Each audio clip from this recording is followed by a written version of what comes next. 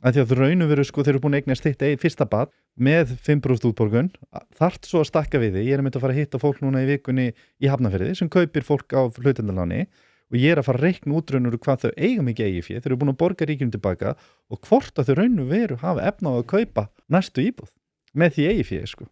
Nei, maður meina, þú veist, og eins og segja, svo vonandi gengur þetta upp. En svo aftur á móti, ef þú yfirfæri þetta yfir á 600 kaupsamninga, þá ertu komin í allt öðruvísi stöðu. Þar sem að kannski ef að segjum að afföllin séu 40%, þá er það allt í einu orðið byrjað að bjaga markaðinn. Og þá ertu allt í einu komin með einhver verktaki sem gerir ráð fyrir því, fólk er að fjölga svona mikið, það þurfa svona margar eignir, en svo seljast þær ekki, fjármagnskostnaðurinn eykst sem velti yfir Étur upp.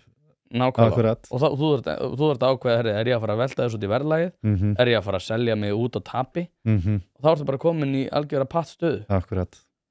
Og svo fáum við bara að heyra, já, nei, þetta er út af því að verktakan er svo gráðug. Akkurat.